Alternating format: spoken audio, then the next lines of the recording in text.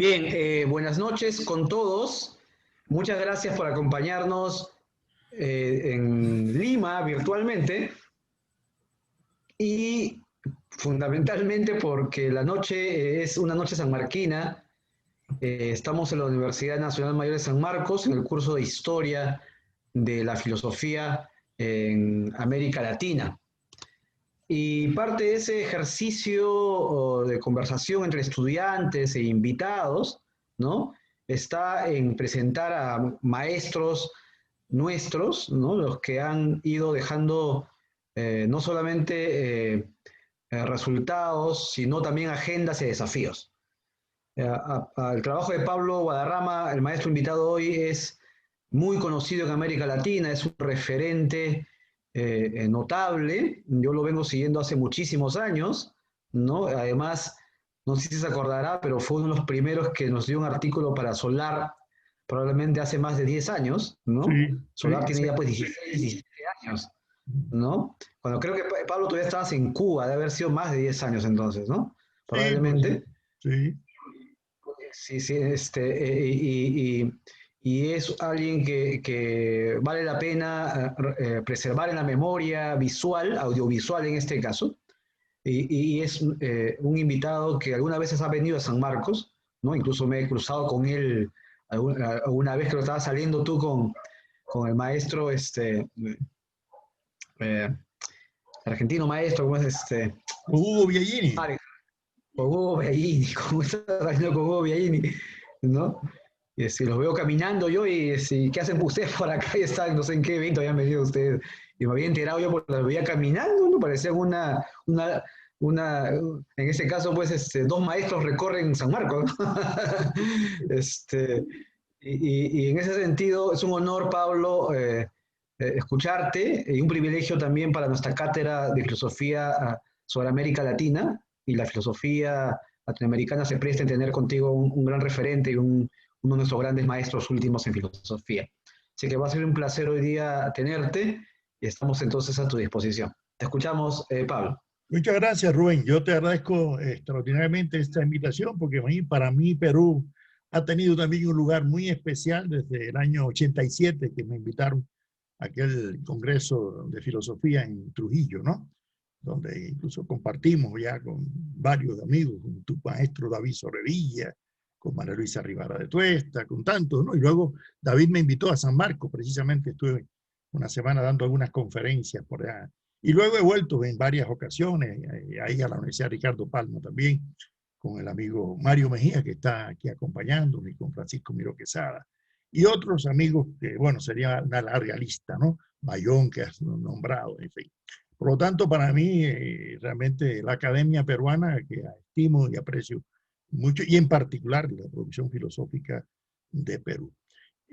A tenor con lo que tú me solicitaste hacer una especie de, si podía hacer un balance de la situación actual de la filosofía, yo me sentí primero incapaz, porque si algo aprendí yo de Wittgenstein es cuando usted no sepa de algo, cállese la boca, ¿no? Y escuche. Pero como me tentaste un poco, yo había escrito algo sobre un balance, ¿no? Y a finales de los años 90, por allá, y luego lo retomé para este otro libro. Pues voy a presentarle algunas ideas para polemizar un poco aquí con los amigos que he invitado sobre cuál puede ser una especie de balance, ¿no? De la filosofía latinoamericana a este inicio del siglo XXI. Pero bueno, primero uno cuando va a hacer un balance tiene que tomar en consideración, ponerse de acuerdo por lo menos, ¿no? En los parámetros o en los instrumentos que va a utilizar para, y sobre todo, ver el orden y ver además qué actitud se va a asumir en el balance. Si uno va a asumir solamente un balance para ver pérdida, faltante, insuficiencia, ya uno se prejuicia, ¿no? Negativamente. Y por el contrario, si lo que quiere hacer es algo para una justificación apologética, ¿no? De la producción filosófica en América Latina, pues también puede ser que el otro extremo también se toque, ¿no? Yo creo que a final del primer milenio cristiano, pues nadie se le hubiera ocurrido hacer un balance, ¿no? De la filosofía en América Latina, porque no existía prácticamente América Latina. Pero a finales del siglo pasado, o sea, del segundo milenio cristiano, sí, parecieron ya los temas de si era posible hacer una, a pesar de que es muy problemático la cuestión de si hay una llamada filosofía latinoamericana. El profesor Rubén Sierra Mejía, que lamentablemente falleció hace un par de meses acá en Bogotá, y que siempre tuvimos con él las mejores relaciones desde una perspectiva analítica. Él decía que no existía tal filosofía, ¿no?, latinoamericana, porque para él decía, bueno, si filosofía es lo que se produce, eso no es filosofía, eso es historia de las ideas o de pensamiento. Bueno, pero lo más interesante es que Rubén, que conocimos a mediados de los años 80 también, ya a principios de los 90 creó una cátedra de pensamiento filosófico colombiano en la Universidad Nacional y la dirigió hasta su muerte. Y tiene una producción extraordinaria. Incluso tal vez por ahí, hoy en la tarde vi a Leonardo Tovar, que es uno de los profesores aquí de la Universidad de Santo Tomás, que ha continuado y ha publicado, ¿no?, dentro de esa. Así que aún cuando no se comparta, tal vez totalmente, sin embargo, desde otras perspectivas filosóficas, como la analítica, se ha reconocido que hay una producción filosófica, ¿no?, en América Latina. La otra cuestión es bueno, el tema de las periodizaciones, ¿no?, de las efemérides. ¿Qué se toma como elemento para periodizar una filosofía en América Latina? Bueno, ¿y qué se toma para concebir si hay filosofía en estas tierras? Porque todavía hay algunos eurocéntricos que consideran que no, que la filosofía es solamente algo griego, ¿no? Es decir, que ignoran hasta Diógenes Laercio, ¿no?, que dijo que no, que la filosofía ya existía entre los persas, los seminoteos, los caldeos, ¿no?, el mundo del Oriente Antiguo, ¿no? Todavía hay quienes siguen pensando en lo mismo, ¿no?, de que no.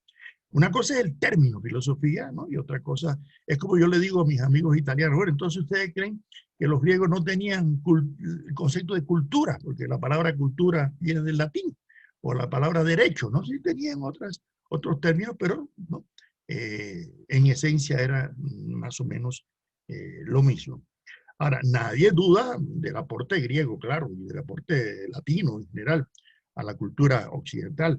Y yo creo que, y eso lo hemos debatido en estos días que hemos estado en otros espacios con ustedes, de que nosotros pertenecemos también a la cultura occidental, pero no somos simplemente receptores, no somos catcher, como decimos en el béisbol, ¿no?, sino también algunos pitchers tenemos, ¿no?, algunos lanzadores, ¿no? Es decir, que no yo creo que ha habido un proceso de transculturación, como diría Fernando Ortiz, no solamente entre Europa y América, sino entre el mundo oriental antiguo y todas las culturas, y más en esta época de globalización, pero es que siempre ha habido esos procesos transculturales.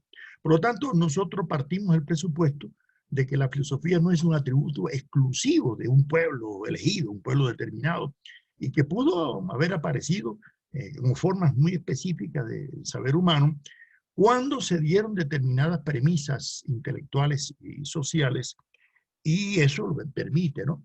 Por ejemplo, yo recuerdo cuando estudiaba filosofía en la Universidad de La Habana en el año 67, Emile Breyer era uno de los textos que utilizábamos, y Nicolás Bañano. Y recuerdo que Emile Breyer tiene una parte que dice, bueno, la filosofía surgió cuando los hijos comenzaron a poner en duda las creencias de sus padres, ¿no? Ahí aparece, ¿no?, la filosofía. Pero siempre me llamó la atención que en ese mismo libro, en el tomo primero, que son 3 tomos, Emile Breyer dice, cuando se refiere a Confucio, que era una especie de Sócrates chino. Y bueno, yo me quedé con aquella, ¿no?, inquietud. Incluso yo recuerdo, yo fui alumno de Justo Nicola, un magnífico profesor que había sido rector de la Universidad de Oriente en Santiago de Cuba, nos daba lógica formal, nos dio lógica matemática, y nos dio también un curso de historia de la filosofía sin que fuera profesor de historia de la filosofía, pero hizo falta y nos lo dio. Y cuando nos dijo eso, desde que la filosofía había nacido en Grecia en el siglo VII antes de nuestra era, yo le dije, profesor, entonces antes que Tales de Mileto nadie hacía filosofía. Y me dijo, no, nadie. Bueno, después me puse a averiguar y resulta que Tales de Mileto no era ni griego, ¿no? Era jonio, hijo de Fenicio, que se había educado en el Egipto. Bueno, y que Aristóteles decía que la filosofía y el episteme habían nacido en el Egipto. Bueno, y me empezaron a surgir algunas dudas.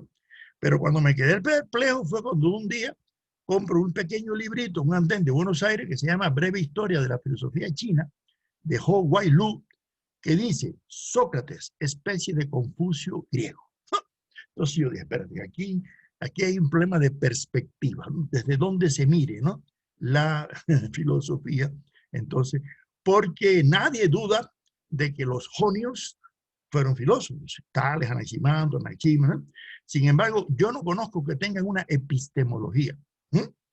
Yo sé que tienen una cosmogonía, una cosmología, una ética y hasta un pensamiento político, pero un aparato epistemológico de autocorrección, como le exigiría tal vez Salazar Bondi, ¿no es así?, a la filosofía para su rigurosidad y su profesionalismo. No la tenían. Y sin embargo, los presocráticos son considerados filósofos. ¿No? Entonces, ahí viene un debate, ¿no?, que se entiende por filosofía, que es un debate que hemos tenido con el amigo Mario Mejía, ¿no? Si es que caemos en las redes, ¿no?, de los términos griegos y de los términos occidentales, o si, bueno, tenemos una necesidad de hacer una reconstrucción del propio concepto de filosofía para admitir si hubo o no filosofía en los pueblos amerindios, o si hubo o no en los pueblos de otras culturas africanas, ¿no?, de otras regiones. Ahora, lo cierto es que parece que para que exista filosofía sí tiene que haber algunos presupuestos, claro.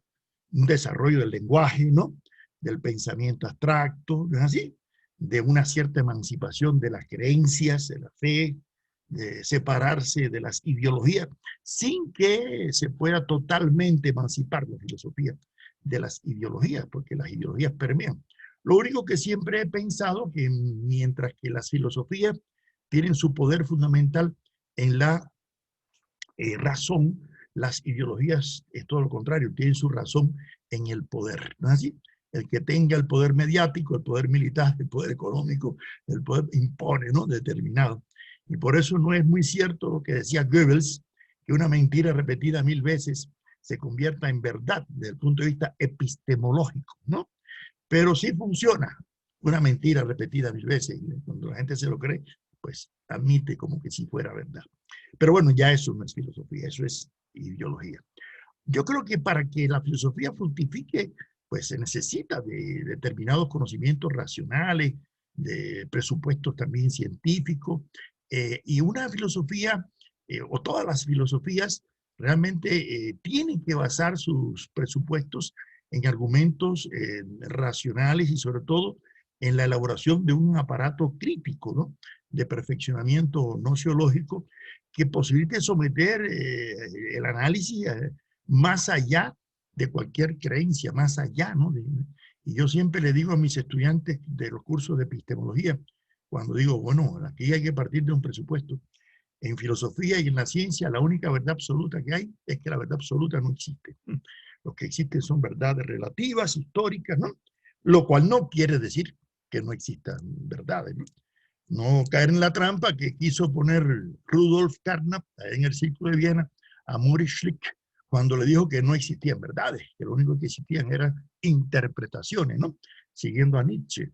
Y Schlick le respondió, entonces me estás diciendo la verdad, de que la verdad no existe, o es mentira lo que me estás diciendo.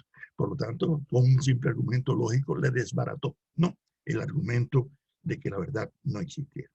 Ahora, yo sí creo que no todos los pueblos han generado simultáneamente premisas básicas para la gestación de filosofía. Unos lo han hecho después, unos antes, incluso algunos lo han hecho paralelamente en el tiempo, pero sin ninguna interconexión.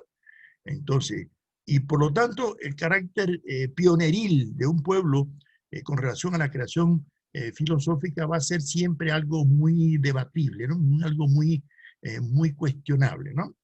Y yo creo que la producción filosófica siempre porta el sello distintivo, ¿no?, de algún pueblo, de alguna cultura, en cierta medida, ¿no?, porque, como diría Hegel, la filosofía siempre es conciencia de su época, es su época expresada en conceptos, ¿no es así? Y estos conceptos no surgen en abstracto, surgen en sujetos históricos, ¿no? Como decía Marcos esta tarde en la otra actividad, de individuos que proceden de una determinada contextualidad histórica, ¿no? No es que las ideas fluyan en un topo urano ahí de manera etérea. Pero eso no quiere decir, ¿no?, que ya estén taradas por esa circunstancia histórica, geográfica particular. Además, yo creo que aunque porten ese sello particular, las filosofías comienzan a adquirir cierta autonomía, cierta independencia. Las ideas filosóficas, y yo hago la comparación con aquella famosa anécdota cuando el cartero le llevaba, ¿no?, a Pablo Neruda, allá en aquella isla italiana del exilio, ¿no?, y le pedía un poema para la novia, hasta que un día Neruda le dijo que ya no tenía, ¿no?, ningún otro poema, y el cartero le obligó a escribirle un poema, ¿no?, para la novia, porque le dijo: mire, es que los poemas no son del poeta, son del que los necesita, ¿no? Y el que los necesita soy yo, en este caso. Pues a mí me parece que pasa algo parecido con la filosofía. Es decir, que los pueblos necesitan de la filosofía. Y el gran venezolano Francisco de Miranda, ya a mediados del siglo XVIII, decía que el pueblo que no cultive la filosofía está condenado a la esclavitud. Así que la filosofía es un instrumento emancipador, un instrumento desalienador. Ahora, yo no creo que todas las filosofías en igual grado sean desalienadoras, emancipadoras y humanistas. Yo he sostenido y creo que en la historia universal de la filosofía, desde la antigüedad hasta nuestros días, hay un conflicto, ¿no?, entre humanismo y alienación. El ser humano se ha tratado, y todo parte de los presupuestos antropológicos que se asuman. Si usted asume los presupuestos naturalistas, biologicistas, decimonónicos de los positivistas, ¿no?, de que el ser humano es una especie de chimpancé un poquito más evolucionado, ¿no?, y cae en la trampa de hablar de una naturaleza humana, ¿no?, entonces ya eso es grave. Es grave porque ya está cayendo en un determinismo biologicista que lo obliga a considerar que el ser humano es egoísta o es individualista o es un ser amante de las guerras, etc. Ni tampoco que exista una esencia humana abstracta, metafísica, ¿no?, más allá del bien y el mal. Yo he sido más, no sé, identificado con el criterio de José Martí cuando decía que hay que cultivar en el hombre lo mejor, si no lo peor prevalece, ya que hasta en el más humilde ser descansa una fierecilla que se despierta, sobre todo en las guerras. O sea que en el ser humano hay lo mismo el ángel que la bestia, ¿no?, como Martí insistía. Porque si usted parte del presupuesto totalmente misantrópico de que el ser humano es siempre bestia, entonces no hay nada que hacer. ¿Para qué la educación? ¿Para qué la religión? ¿Para qué las instituciones de la sociedad civil, no? Y si parte de que es un angelito, igual. Entonces, por eso es que propuse un proyecto sobre la condición humana en el pensamiento latinoamericano del siglo XX, que afortunadamente encontré ecos muy favorables en Perú, con la gran amiga María Luisa Rivara de Tuesta, y sacó en 3 volúmenes también en Fondo de Cultura Económica ahí en Perú, ¿no?, sobre las reflexiones de los pensadores peruanos. Y eso se hizo en México, se hizo aquí en Colombia, en Cuba, incluso están los 3 tomos publicados también en internet. Y ahora he retomado nexo con el amigo José Luis Gómez Martínez, que se había retirado allá en la Universidad de Georgia, ¿no?, en Atlanta, pero en estos días hemos reactivado, y me dijo: ya yo me estaba dedicando más a la talla de madera, ahora voy a volver de nuevo, ¿no?, a retomar aquel proyecto de repertorio, ¿no?, del ensayo filosófico latinoamericano. Y ahí están ya publicados algunos de esos ensayos, a partir del criterio de que la intelectualidad latinoamericana ha tenido reflexiones filosóficas sobre la condición humana, ¿no?, a partir del criterio de que es posible, el ser humano es un ser educable, perfectible, culturizable. Y ese es otro elemento que manejé siempre desde aquel librito que escribí con Perelí, de que la cultura no es cualquier vaina, como decimos en la costa, que el ser humano a veces produce excrescencias sociales que atentan contra la condición humana. Entonces yo creo que la filosofía puede contribuir al enriquecimiento de la condición humana, al perfeccionamiento del ser humano. Ahora, también creo que las ideas filosóficas no son un simple producto pasivo. Yo creo que las filosofías juegan un papel activo, ¿no? Y además cumplen funciones epistémicas, axiológicas, éticas, políticas, es decir, muchas funciones. Pero esas ideas filosóficas no permanecen como enigmáticos jeroglíficos, ¿no?, que después venga un arqueólogo, ¿no?, a desentrañar, a descubrir. No, yo creo que la filosofía son armas, son instrumentos, las categorías son útiles para pensar la realidad y para tratar de transformar la realidad. Por eso a mí no me parece que Marx fue muy acertado cuando dijo que los filósofos se habían dedicado solamente a interpretar el mundo, ¿no? Y lo que hacía falta era transformarlo. Yo creo que todos los filósofos de todas las épocas han tratado de transformar el mundo. Por eso Platón, ¿no?, cayó en desgracia allá en Siracusa, ¿no es así? Y Aristóteles cuando cayó al Imperio Macedonio, ¿no es así? Y Descartes por acá, y Fichte andaba con una espada para enfrentarse a las invasiones napoleónicas, y Hegel le servía al Estado prusiano. En fin, que yo creo que todos los filósofos, incluso antes que Marx, tuvieron también actitudes políticas, ¿no? Y cuando Juan Bautista Alberdi en Argentina decía que la filosofía en América, se estaba refiriendo a la de América Latina, lo que ya los gringos nos habían quitado el gentilicio, ¿no?, de americanos. Ya Francisco de Miranda había dicho, bueno, está bien que se queden, ¿no?, con el nombre de americano. Nosotros desde la Patagonia al Darién nos llamaremos en honor al ilustre genovés colombianos. Hoy seríamos todos colombianos, según se hubiera mantenido la idea mirandina, ¿no? Pero lo cierto es que yo sí creo que no toda la producción filosófica que se dio en América Latina, o que se ha dado en América Latina, ha tenido un carácter eminentemente político, como Alberti proponía que tenía que tener un carácter político. Yo creo que ha habido filosofías que han tratado de distanciarse de lo político, lo cual es una actitud política. Nadie va a pensar que el abstencionismo no es una política. Y por eso a veces he cuestionado algunas actitudes de creer que la filosofía es simplemente investigar qué quiso decir Heidegger cuando dijo qué. Entonces, bueno, eso para mí es filología, no filosofía, ¿no es así? Pero hay algunos que creen que la filosofía es simplemente interpretar ¿no?, a Marx, o a Hegel, o a Heidegger, o a Foucault, y ya, y tratar de saber más de Foucault que Foucault mismo, ¿no? Como yo tengo algunos amigos, ¿no?, hegelianos que saben más de Hegel que el propio Hegel, ¿no? Entonces, yo no creo que esa debe ser la función. Yo creo que la filosofía, claro que tiene funciones hermenéuticas, pero no se puede reducir a la función, ¿no?, hermenéutica. Yo creo que la filosofía tiene que nutrirse del pasado filosófico, de la historia universal de la filosofía, y no solamente de la historia del pensamiento filosófico latinoamericano, ¿no?, de la historia universal. Nosotros somos tan hijos de Hegel y de Aristóteles y de Platón como de Tomás de Aquino, porque forman elementos sustanciales de la construcción del pensamiento humano. Y nosotros no podemos caer en enfrentar el eurocentrismo con otro etnocentrismo, ¿no? Y caer en el latinoamericocentrismo que cayeron algunos amigos, ¿no?, en los años 70, por allá, cuando estaba el boom de la literatura latinoamericana, ¿no?, y esperaban que viniera el boom de la filosofía latinoamericana. No, yo no creo que ese debe ser, ¿no?, la actitud. Es más, yo coincido un poco, y eso se lo dije un día al amigo Enrique Dussel, cuando descubrí una conferencia de José Vasconcelos en la Universidad de La Habana en el año 1925, que fue a La Habana porque dijo que él no podía morirse sin no llegar a conocer a Enrique José Barona, ¿no?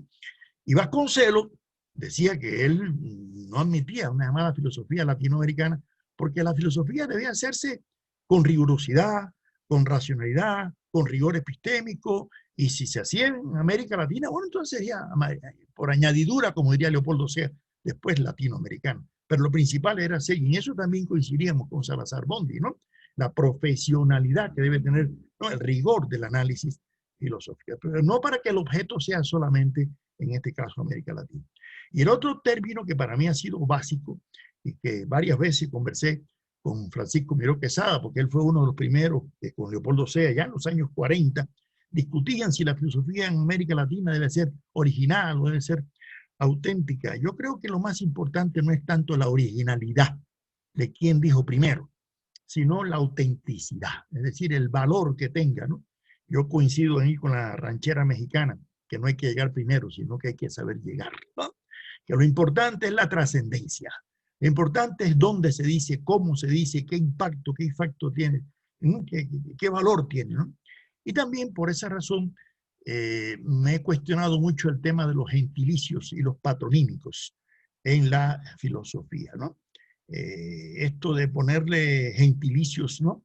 Incluso yo siendo profesor de historia de la filosofía en Cuba, yo me puse a pensar, digo, ¿y por qué en la antigüedad se usaban tanto los patronímicos de aristotélico, platónico, o tomista, o hasta en la modernidad, ¿no? Cartesianismo, kantismo, hegelianismo. Y luego apareció marxismo, pero después de marxismo yo no conozco heideggerianismo, ni nietzscheanismo, ni popperismo. No conozco la filosofía analítica, positivista, fenomenológica, existente. Entonces a mí me parece que los filósofos más contemporáneos empezaron a darse cuenta de que es imposible reducir la filosofía a un nombre, a una persona en particular.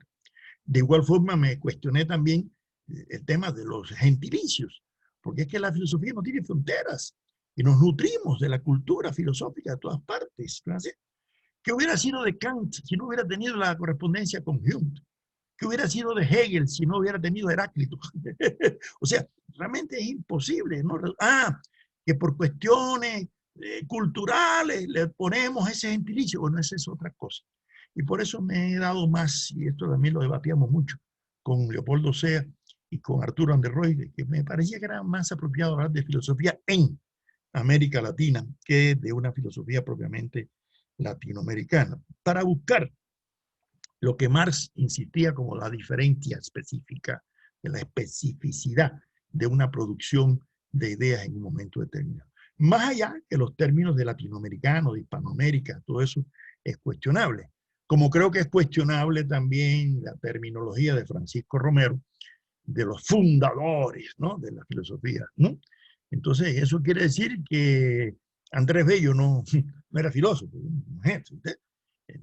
O sea, si nosotros desconocemos la producción filosófica de las que nos habló Rubén esta tarde en la época colonial, en Perú, ¿no?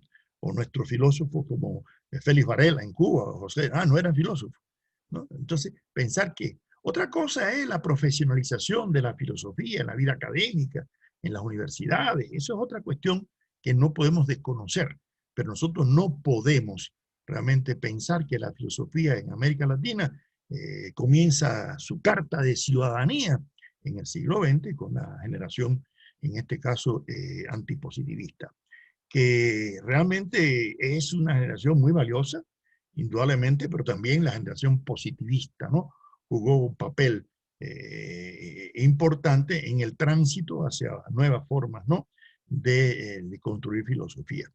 Por eso me parece que yo creo que sí, en cierta medida la producción filosófica nuestra está articulada a la cultura occidental, y hablamos de positivismos, y hablamos, pero no de positivismos cualquiera. De positivismo yo digo sui generis porque hubo adaptaciones.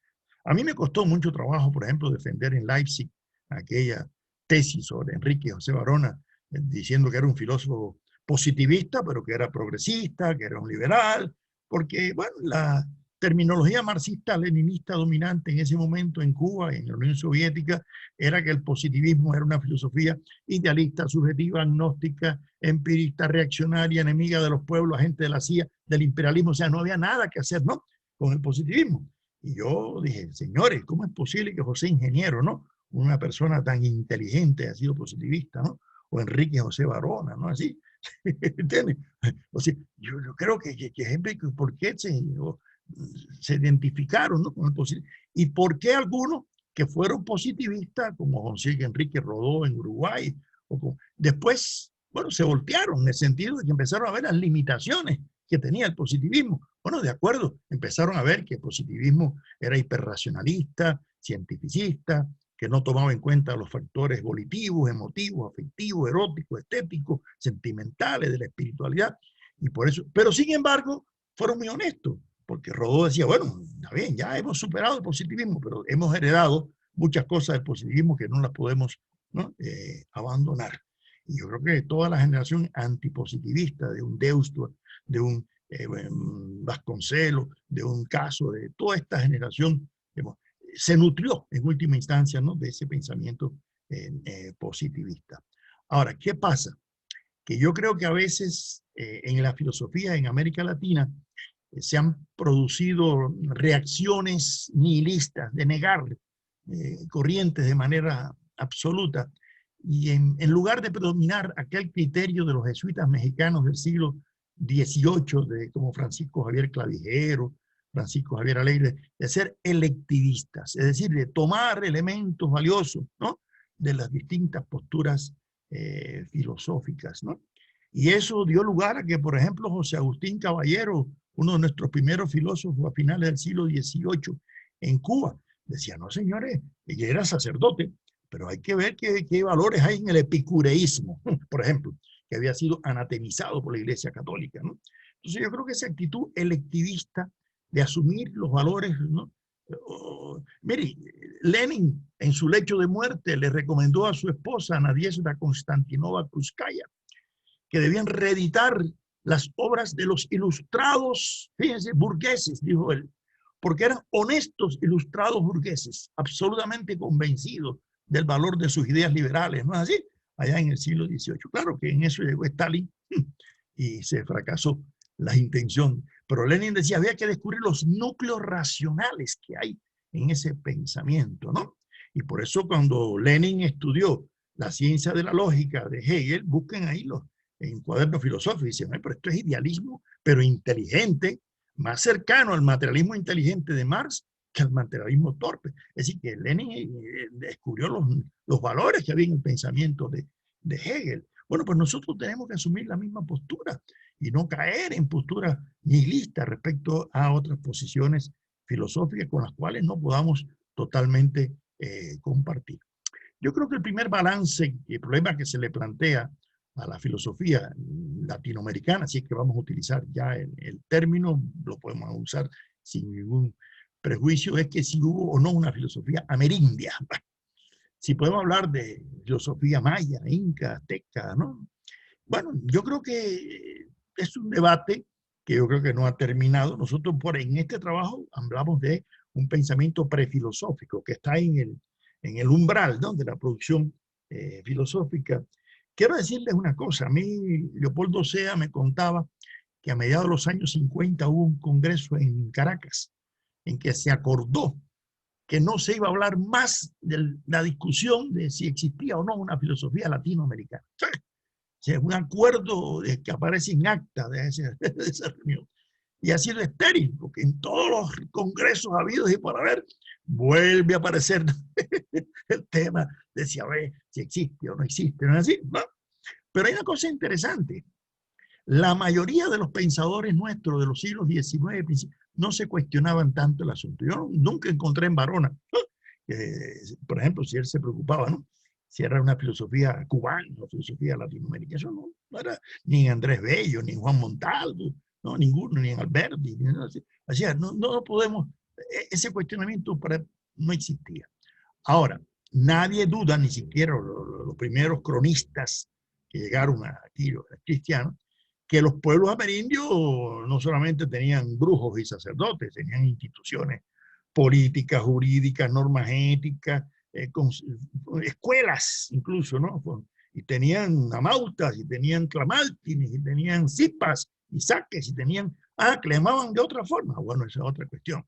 Entonces, lo cierto es que habría que ver si en esos mitos había racionalidad, había logos o no.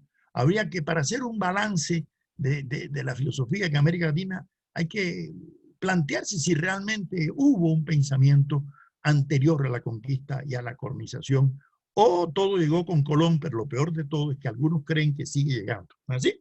Están más atentos a lo que está produciéndose en París o en Frankfurt y no en lo que tiene a las narices, porque además son algunos que creen que la filosofía no tiene que inmiscuirse con la realidad de sus respectivos países o de su respectiva región, sino en una postura de neutralidad axiológica weberiana, ¿no?, más allá del bien y el mal.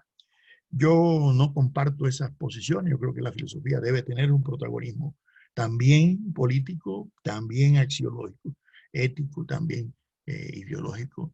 Y yo sí creo que en América Latina, desde los primeros cultivadores de la filosofía, e incluso escolástica, le dieron terrenalidad a la producción filosófica, porque no reprodujeron simplemente debates escolásticos propios de la contrarreforma peninsular, sino el tema de la condición humana de los aborígenes.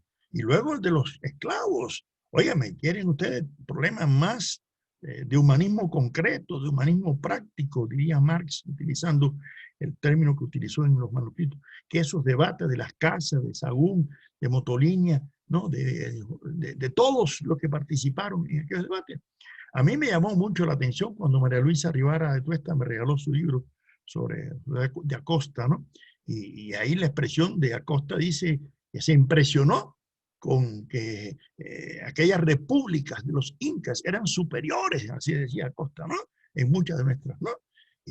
O como Pedro Martí de Anglería reconocía el valor, ¿no? De muchas, incluso de la escritura, ¿no? De los pueblos aztecas, y la admiración que sintió las casas por muchas de las formas jurídicas y éticas, ¿no? De esos pueblos. Entonces, yo creo que el conflicto que se dio en toda la escolástica latinoamericana y que tendremos siempre que volver a analizar, volver a estudiar, porque yo no creo que la escolástica nuestra, y en eso, además Walter Redmond una vez nos decía en un congreso en México, que los debates que se daban en San Marcos en el siglo XVII y acá en Santa Fe de Bogotá no tenían nada que envidiar a los que se daban en París y a los que se daban en otros países europeos en temas de la lógica. Entonces, ¿qué quiere decir? Que muchos de estos pensadores, como Zumárraga, Briceño, naturalmente, además, hay que ver, por ejemplo, los debates de Sor Juana Inés de la Cruz, ¿no? Con Sigüenza, que son cosas que uno se queda impresionado, ¿no? De la cultura filosófica de aquella mujer, ¿no? La Hipatia latinoamericana, ¿no? Es decir, una mujer que impresionó. Entonces, yo creo que estamos obligados a recuperar eso, pero no para quedarnos ahí, no simplemente para sentir ¿no? El regodeo de la satisfacción. No, yo siempre digo para situarse por los hombros de esos pensadores, ¿no?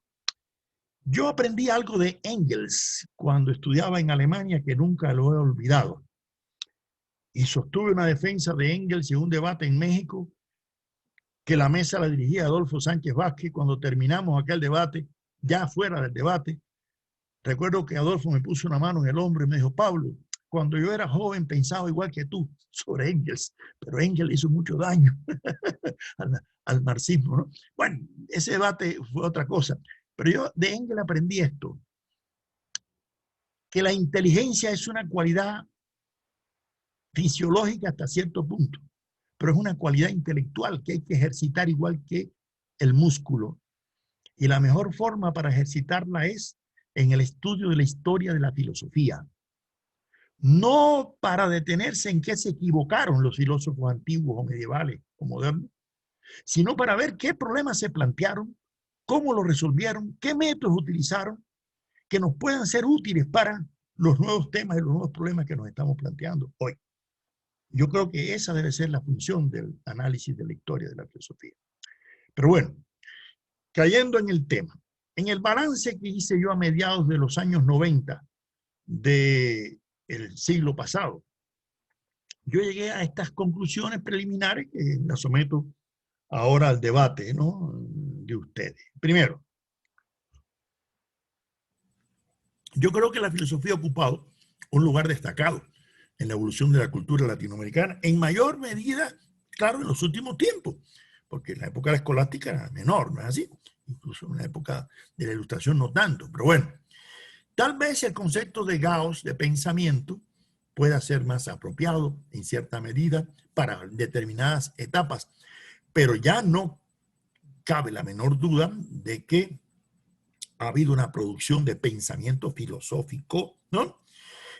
Que no todas las épocas han sido similares, como decía Francisco Larroyo.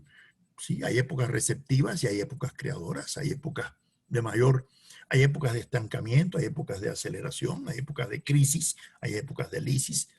Bueno, y también la historia de las ideas filosóficas en América Latina lo ha tenido.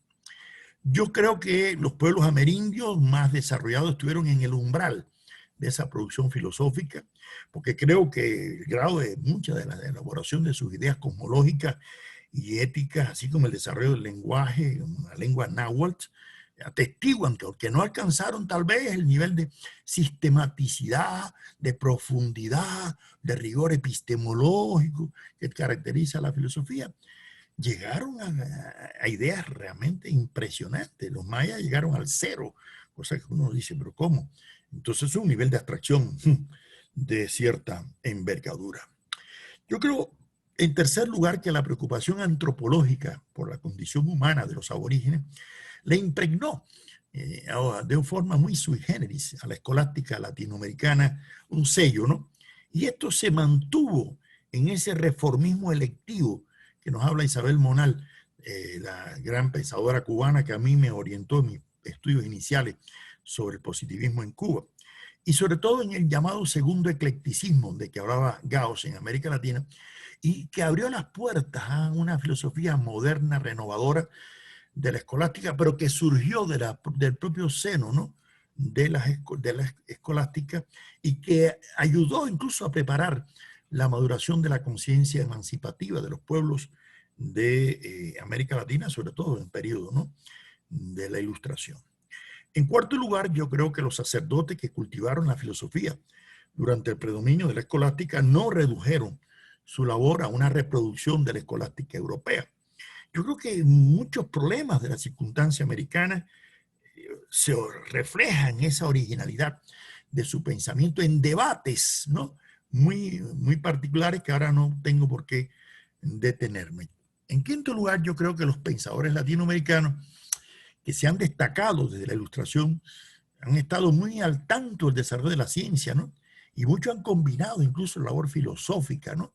Con el cultivo de algunas disciplinas científicas. Si uno toma los 5 tomos de filosofía de Félix Varela, verán que uno está dedicado a la física, a la mecánica, a la química, ¿no? A la biología, porque así concebían todavía a principios del siglo XIX, ¿no? La filosofía. Que a la vez lo han combinado con bellas formas de expresión literaria y que le ha dado cierta carga estética. Bueno, eso también se da en el caso de la filosofía griega con Platón, o en la alemana con Nietzsche, escribían de forma poética, bella, ¿no? Y además cultivaban el mito, porque como decía Aristóteles, el mito, los filósofos son muy amantes del mito, ¿no? Entonces, conclusión, yo no creo que vamos a estigmatizar la producción filosófica latinoamericana porque a veces haya tenido esa carga estetizante. Pero además, habría también que cuestionarse hasta qué medida la filosofía en América Latina solamente se ha manifestado por los que tenemos títulos de doctores de filosofía, o la filosofía se ha expresado en la literatura, en la poesía, ¿no? En un buen sermón, no cualquier sermón, ¿no es así? No en cualquier leguleyo, pero sí en determinados argumentos jurídicos, ¿no? Y políticos. ¿Y por qué no podemos hablar de filosofía en Borges, en García Márquez, ¿no es así? ¿No? En tantos literatos que creo que han aportado también ideas de un valor filosófico. Creo que la mayor parte de los pensadores latinoamericanos que se han caracterizado por una posición más auténtica han vinculado su labor a una preocupación política y exigencias históricos sociales. Han sido intelectuales orgánicos muy comprometidos en su época, ¿no? Ahora, yo no creo que los filósofos latinoamericanos, en séptimo lugar, se han identificado así de manera absoluta y fidedigna con una escuela o con un filósofo, ¿no? Yo creo que siempre ha prevalecido cierta heterodoxia, ¿no? Que le ha permitido elaboraciones propias, evoluciones significativas, que a veces dificultan, ¿no? las clasificaciones y exigen mejores periodizaciones, ¿no? Y sobre todo, la determinación de la especificidad, además de la evolución de estos pensadores. Yo recuerdo mis primeros debates con Leopoldo Sea, allá en su casa en México, era que él no entendía el marxismo en los años 40, y me decía que no, que sí, que lo entendía, hasta que yo le propuse que yo iba a dirigir una tesis de una amiga sobre la evolución de él, sobre su pensamiento, y ella al final lo aceptó y se publicó finalmente, incluso ganó un premio en México, esa tesis, ¿no? de Mirta Casaña, que ahora está por Canadá, en que se demuestra, todos evolucionamos. ¿Quién no ha evolucionado? Bueno, pues lo mismo pasa con Francisco Miro Quesada, con Arturo de Roy, con esas grandes personalidades, como Enrique Duce lo ha reconocido no recientemente, que él no tenía ni idea, ¿no? En los años 70, ¿no? Del pensamiento marxista. Recuerdo cuando aquella vez me escribió aquella carta diciendo: el marxismo que yo critico no es el de Marx, sino el de Konstantinov. Y yo le digo, bueno, pero ese no es el marxismo, es el constantinovismo, si acaso, ¿no? Bueno, Yo creo que de la misma forma que ha habido un eclecticismo, una ilustración, un positivismo sui generis y hasta un marxismo sui generis, como el caso de Mariátegui, ¿no? En particular, nosotros podemos hablar de que América Latina ha generado formas de filosofía, como el caso de la filosofía de la liberación, y han hecho propuestas intelectuales de cierto valor, ¿no? Que yo creo que se demuestran en la obra de Dussel, de Horacio Ceruti, de Alejandro Serrano Caldera, de muchos otros pensadores. Ahora, yo sí considero que en América Latina ha habido una lucha permanente entre ideas humanistas y desalienadoras que se ha enfrentado a formas de conservadurismo y a formas de alienación, y me parece que lo mejor del pensamiento filosófico latinoamericano se ha caracterizado por emanciparse de la tutela de imposiciones, incluso no solamente de la escolástica, bueno, del propio positivismo, ¿no? Como lo hizo José Martí o como lo hizo la generación antipositivista. Esas fueron unas conclusiones preliminares que yo elaboré a mediados de los años 90. Ya a principios de este siglo le añadí estas otras conclusiones que someto a la consideración de ustedes. Primero, yo creo que en la misma medida en que la filosofía se ha convertido en una actividad cada vez más profesional y más autónoma, diferenciada de otras producciones intelectuales, aunque por supuesto en relación con esas otras producciones intelectuales, ha incrementado sus niveles de rigor expositivo y de reconocimiento académico. Esa es una característica que creo tiene la filosofía contemporánea en América Latina. En 11º lugar, yo creo que la intención de ofrecer un tratamiento a la filosofía, a veces con las mismas exigencias del saber científico, ha conducido a errores de los positivistas, marxistas, fenomenólogos, analíticos, ¿no? Que se han esforzado en tratar de verla simplemente como una ciencia, ¿no?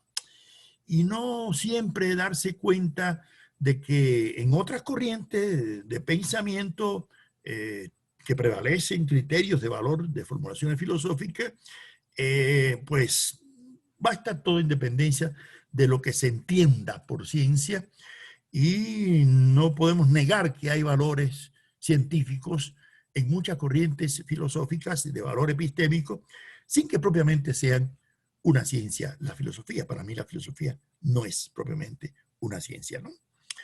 En 12º lugar, al mismo tiempo, creo que subsiste en menor escala una tradicional consideración de que la filosofía es algo que puede cultivar cualquier persona, ¿no? A veces cuando nombran de rector a cualquier amigo, enseguida en estas universidades privadas por acá, se buscan los amigos para que den ética, porque cualquiera puede dar ética, aunque no haya estudiado filosofía, ¿no? Porque eso ya, eso es, o sea, y eso ha desprestigiado un poco a veces, ¿no? La labor filosófica, ¿no? Y eso da lugar a veces a que la filosofía sea considerada como una actividad secundaria o complementaria, no esencial, ¿no? Y que ha atentado un poco contra el prestigio, ¿no?, de la profesión filosófica. En 13º lugar, yo creo que han habido algunas interpretaciones erróneas sobre el objeto y la función del filosofar. Y a mí me agrada mucho ese término kantiano. Yo creo que no se aprende filosofía, sino a filosofar, ¿no es así? Y que ha conducido a considerar que el profesionalismo implica necesariamente una desvinculación con la vida nacional, con las exigencias sociales, ¿no es así? Yo creo que esta postura subestima que la producción filosófica más valiosa y más aportadora es aquella que se ejercita en una adecuada hermenéutica con la realidad y no simplemente, ¿no?, con otras formulaciones teóricas, ¿no? Y por eso yo pienso que toda filosofía genuina, pues claro que tiene que desplegar una función hermenéutica, ¿no?, con las formas anteriores del saber en todas sus manifestaciones, y no solamente del filosófico. Pero reducir su labor a esa tarea, eso conduce a esterilizar la labor del filósofo, ¿no?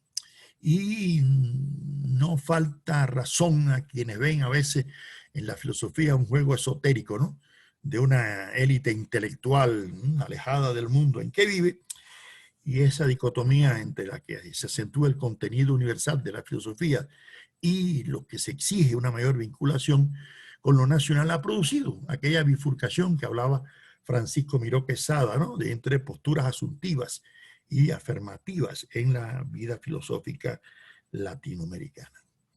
Creo que en el 14º lugar, que en el pasado siglo XX, producto de todo el incremento acelerado del intercambio cultural con los filósofos latinoamericanos, se fueron insertando mejor, ¿no?, las discusiones filosóficas, ¿no?, en los congresos, al conocerse mejor las obras, a circular mejor las obras. Luego, cuando aparece en Internet, yo recuerdo que a mí me decían que en los años 50, cuando empezaron las sociedades de filosofía nacional, era imposible en un congreso sentar en una mesa un analítico con un metafísico, un fenomenólogo o un positivista, ¿no?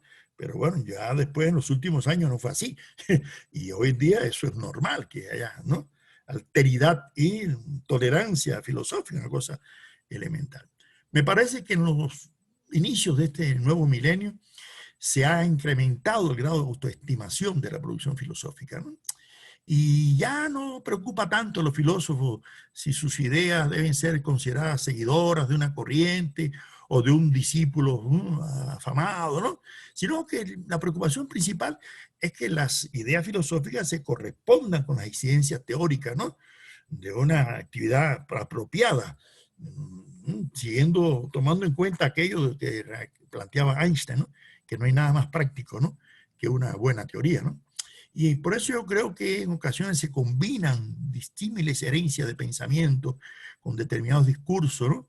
Y por eso yo incluso a veces a mis estudiantes, cuando les digo las tesis, les digo, mira, no hagan declaraciones de fe epistemológica, eso es grave, de que yo voy a hacer esta tesis desde la fenomenología o desde la hermenéutica o desde el marxismo, porque es que uno ha tenido tantas influencias que, bueno, es igual que yo soy reacio a dedicar mis libros, ¿no?, a algunas personas, porque tendría que agradecerse a mi maestra de kindergarten, de primer grado, de bachillerato, de profesores de la Universidad Central de la Villa en Cuba, de La Habana, de tantos lados. Entonces es mejor ser un parco en eso, ¿no? Yo creo que las huellas de la reacción antipositivista que se dieron a principios del siglo XX aún se dejan sentir en la vida filosófica latinoamericana, ¿no? Y da lugar a ciertos errores que produce cierto sectarismo, ¿no?, en determinados, y no se comprende realmente la visión ecuménica que un final debe tener la filosofía. Creo que las ideas filosóficas que se han elaborado en América Latina han llegado a tener un mayor reconocimiento mundial, ¿no?, sobre todo figuras como Mario Bunge, ¿no?, que han sido capaces de debatir con los grandes, con Popper, con Habermas, con Ricoeur, con todas las grandes, con Russell, con todos, ¿no? Entonces yo creo que vivimos una época en que el vaso no está medio vacío, sino está medio lleno, ¿no?, con optimismo, ¿no? Y yo creo que en proporción directa a las investigaciones que se han ido demostrando la riqueza de la vida filosófica latinoamericana durante la época colonial, ¿no?, y contemporánea, hoy en día ya no es nada difícil encontrar que en universidades europeas o norteamericanas se estudie la vida filosófica, ¿no?, de América Latina y se vean cuáles son algunas de estos pensadores, de estas figuras. Creo que el hecho de que también algunos filósofos latinoamericanos hayan tenido éxito en algunas universidades prestigiosas de Europa o de Norteamérica, no voy a empezar a citar nombres aquí porque se me va a quedar algún amigo fuera y se me van a poner bravos, ¿no? Pero hay muchos que ya han tenido ese reconocimiento intelectual. Por lo tanto, yo creo que un balance, incluso hasta cuantitativo, de la vida filosófica por la cantidad de facultades de filosofía, centros de investigación, institutos, revistas, editoriales, ¿qué demuestra todo eso? Señores, que hay una vida filosófica extraordinaria en nuestro mundo latinoamericano contemporáneo. Por eso, para terminar, yo creo que un balance pormenorizado de siglos, etapas, corrientes, problemas, nos puede llevar que en la actualidad podamos sentir orgullo de la producción filosófica, ¿no?, latinoamericana, ¿no? Y claro que este discurrir ha sido con tropiezos, con crisis, ¿no? Pero no podemos hablar de auguros apocalípticos de la filosofía. Al contrario, yo creo, cada vez me convenzo más de que ha habido una respuesta, y ahí doy una serie de textos que hoy en día podría actualizar, de estudios muy serios, ¿no?, de la producción filosófica latinoamericana. Y me parece que cada vez más hoy los filósofos de América Latina, independientemente de la de la postura filosófica en la cual se han formado, piensan con cabeza propia. Y creo que nosotros como profesores de filosofía en nuestra universidad estamos obligados a crearle en esas nuevas generaciones la idea de que tienen que ser superiores a sus profesores. Y como yo les digo, aprender a dudar, porque a la universidad se viene a aprender a dudar, ¿no? A creer se va a la misa el domingo, ¿no? Lo que pasa es que en algunos lugares dudar es medio peligrosito. Aquí mis estudiantes de la Universidad Nacional de Colombia ponen a cada rato un grafiti: pienso, luego estoy en peligro de dejar de existir. ¿Por qué? Porque en algunos lugares pensar es algo que atenta contra el establishment y atenta contra los poderes existentes. Por lo tanto, yo creo, para concluir, que podemos llegar al balance final de que hemos tenido una vida filosófica en su mayoría auténtica. Yo no creo que todos y cada uno de los filósofos cumpla con ese requisito. En su mayoría humanistas, en su mayoría desalienadores, en su mayoría cargados de optimismo epistemológico, de confianza en el papel de la ciencia, de confianza en la humanidad, ¿no? Aunque nos han faltado, claro, agnósticos y eclécticos y misántropos y misóginos de todo tipo, pero esa no ha sido la tendencia fundamental. Esa yo diría que es, o son algunos de los rasgos que someto ahora al debate de ustedes.